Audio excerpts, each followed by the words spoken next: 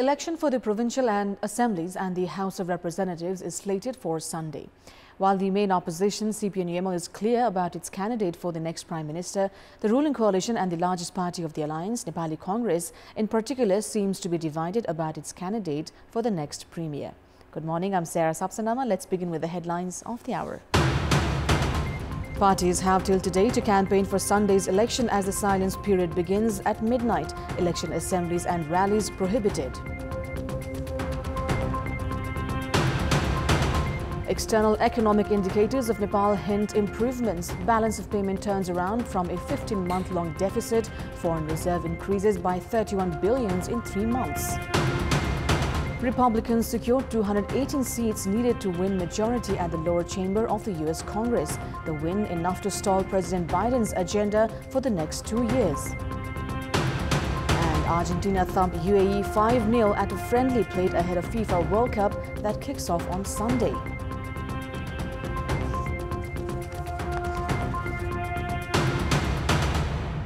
Political parties, leaders and candidates have till today to campaign for Sunday's election as the silence period begins from midnight tonight.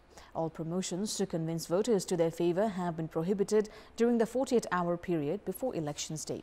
This applies for social media activities as well. Parties and candidates have been campaigning door-to-door since the 12th of October and assemblies and rallies since the 3rd of November. Voters will be closed 48 hours ahead of the elections and voting will take place on Sunday between 7 a.m. to 5 p.m. Discussions have intensified among public and political circle regarding the next Prime Minister of the country. The topic of next Prime Minister has intensified in Nepali Congress of the ruling coalition. With several aspirants inside Nepali Congress, the party seems to be divided about the next Premier. NC President Sher Bahadur Dewa, General Secretary Gagan Thapa and Senior Leader Ramchandra Paudel have all been sharing their claims. Half a dozen Nepali Congress leaders have put themselves forward as the next Prime Minister. Prime Minister and NC President Dewa, Senior Leader Ramchandra Paudel, General Secretary Gagan Thapa and leaders Sashank Koirala and Prakash Man Singh have publicly claimed eligibility to be the next Prime Minister. However, the party president and current Prime Minister Sher Bahadur Dewa's claim appears to be the strongest among the Congress aspirants. Despite Dewa's strong claim, Party General Secretary Gagan Thapa has been openly challenging his party for the role of the Premier. Thapa is also enthused with the support of another General Secretary, Bishwa Prakash Sharma. Meanwhile, the role of Shekhar Koirala will also emerge as crucial in deciding the party's candidate for the next Prime Minister. Senior leader Ramchandra Paudel, who has so far never served in the capacity of the executive of the party or the government, is also making his claims of being the next Prime Minister. Despite these equations inside Nepali Congress, party president Sher Bahadur Dewa has not put forward anyone else as his alternative for the next Prime Minister. 5 leaders who have led the previous governments, including Prime Minister Sher Bahadur Dewa, are in the fray for the House of Representatives from the November 20 elections. Other former Prime Ministers Baburam Bhattarai and Lokendra Bahadur Chand are not contesting in the general elections. Nepali Congress President and Prime Minister Sher Bahadur Dewa, who had won all 6 previous parliament elections, is aiming for his 7th win. Dewa's win has not witnessed a halt even when the Communist Alliance was at its prime. Former Prime Minister and CPN-UML chairperson KP Sharma Oli is also aiming for his 6th win. Oli had suffered a defeat against Bishwadip Lingden of CPN Maoist Centre during the first Constituent Assembly election. He has not suffered any defeat since then. CPN Maoist Centre chair Pushpa Kamal Dahal has stood from Gorkha 2. 66-year-old Dahal, who had emerged victorious from Kathmandu 10 and Rolpa 2 in the first CA election and had won from Siraha 5 in the second CA election. He had also won from Chitwan 3 in the 2017 general elections. CPN Unified Socialist Chair and former Prime Minister Madhav Kumar Nepal is a candidate from Rohtahat 1. 15 months after the disintegration of CPN-UML, Nepal is contesting the general polls from a separate political entity. Having suffered a defeat in the first CA election, Madhav Kumar Nepal has secured victories in the recent 2 elections. Meanwhile, another former Prime Minister and CPN Unified Socialist leader, Chanalnath Khanal, is seeking a victory from Ilam 1. Considering the election equations, none of the former Prime Ministers appear at risk of losing in their respective constituencies. It's time now for our segment Public Pulse, where you text us with your opinion. The question is, what's your take on parties forgetting the promises made to the public during elections? Your options are A, lack of honesty, B, election-based politics, and C, concerned with their own interests. The voting is on. Type NEWS, select your option A, B or C and send it to 34001 to share your opinion with us. Now, in our Public Voice segment, we've asked the public what should be done to strengthen the provinces. Let's take a look at what they had to say.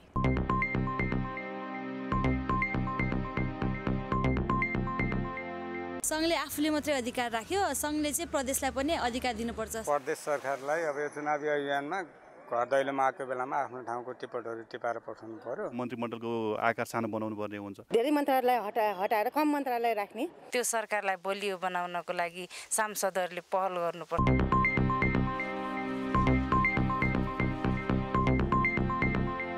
The country's economic indicators have shown improvement as the balance of payment that had been at deficit for 15 months has turned around and the foreign currency reserves also improved. Based on the current economic and financial status report released by Nepal Rashtra Bank, increase in remittances coupled with decrease in imports had improved Nepal's balance of payment BOP. As of 20th September this year, Nepal's BOP stands at a surplus of 12,430,000,000 rupees, which during the same period last year was at a deficit of 87,710,000,000 rupees. Likewise, the foreign currency reserve that was at 1,215,800,000,000 rupees in July 16 has increased by 31 billion rupees. The central bank has said with the amount, the country can sustain imports for 8.3 months. Likewise, remittances that went down by 7% during this time last year has increased by 16% to reach 281,050,000,000 rupees. Meanwhile, the report states that while other economic indicators are positive, inflation has gone out of the government's control.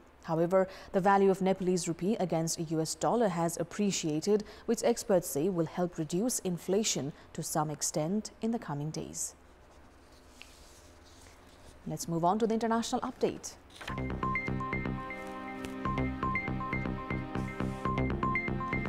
NASA's towering next-generation moon rocket has blasted off from Florida on its debut flight, a crewless voyage inaugurating the U.S. Space Agency's Artemis exploration program 50 years after the final Apollo moon mission. The 32-story Space Launch System, SLS, the rocket surged off the launch pad from the Kennedy Space Center in Cape Canaveral to send its Orion capsule on a 3-week test journey. The capsule is up for a 25-day flight that will bring it to within 60 miles of the lunar surface before sailing 40,000 miles beyond the moon and back to Earth. Named for the ancient Greek goddess of the hunt and Apollo's twin sister, Artemis aims to return astronauts to the moon's surface as early as 2025. 12 astronauts walked on the moon during 6 Apollo missions from 1969 to 72, the only space flights yet to place humans on the lunar surface. But Apollo, born of the Cold War-era US-Soviet space race, was less science-driven than Artemis. The new moon program has enlisted commercial partners such as Elon Musk's SpaceX and the space agencies of Europe, Canada and Japan to eventually establish a long-term lunar base as a stepping stone to even more ambitious human voyages to Mars. The capsule is expected to splash down at sea on December 11th. You're looking at 8.8 million pounds of maximum thrust. Quiet here in the loops in mission control. The full core stage engines throttling down ahead of passing through max Q. 1,400 miles per hour, 46 miles downrange. Republicans have secured 218 seats needed to win a majority in the lower chamber of the U.S. Congress. The party's majority in the House of Representatives is razor thin, but it is enough to stall President Joe Biden's agenda for the next 2 years. It marks a return to divided government, with Democrats still retaining power in the Senate. Meanwhile, former President Donald Trump has announced he will run again. Split control of Washington was ushered in by last week's midterm elections, in which the Republicans, who had hoped to win back control of both the chambers, underperformed expectations. The Republican Party is now projected to win between 218 to 223 seats in the 435-seat House, according to CBS. The blame for last Tuesday's showing has largely landed on two party leaders, Trump and Senate Minority Leader Mitch McConnell. On Tuesday night, the ex-president formally announced a third bid for the White House in 2024 from a ballroom at his Mar-a-Lago estate in Florida. The new Congress will be convened on 3rd of January 2023. North Korea has fired a ballistic missile today as it warned of fiercer military responses to the U.S. efforts to boost its security presence in the region with its allies, saying Washington is taking a gamble it will regret.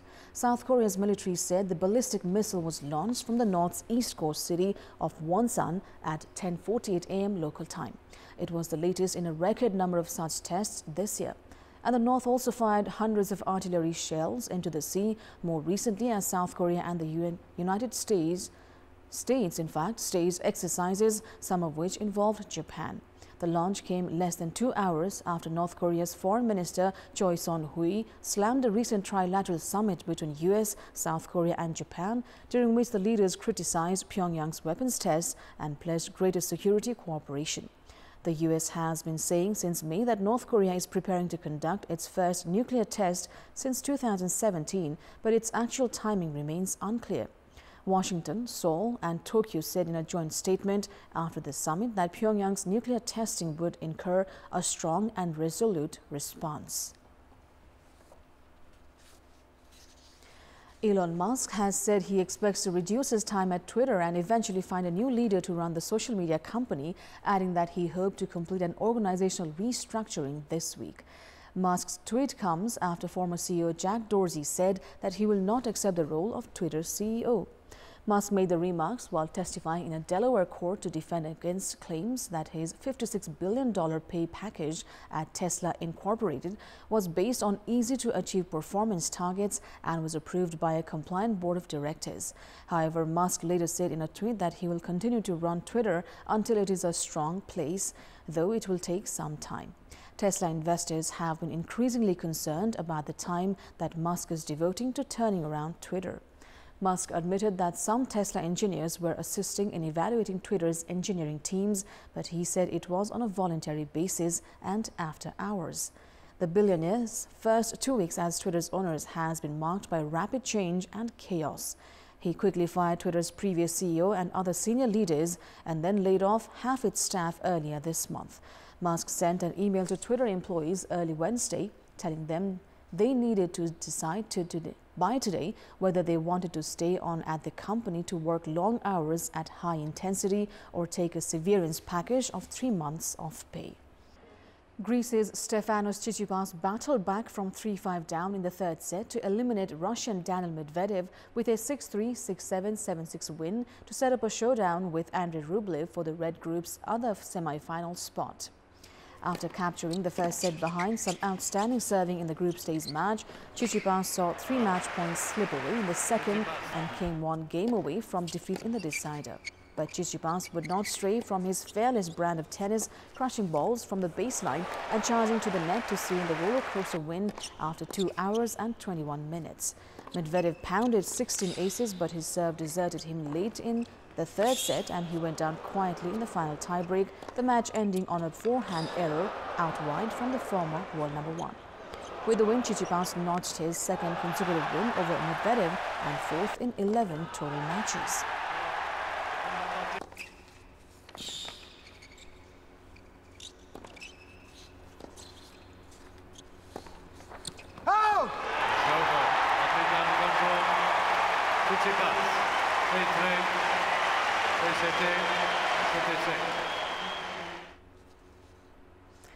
Novak Djokovic has confirmed he will play at the next year's Australian Open, saying he was very happy his visa ban had been overturned.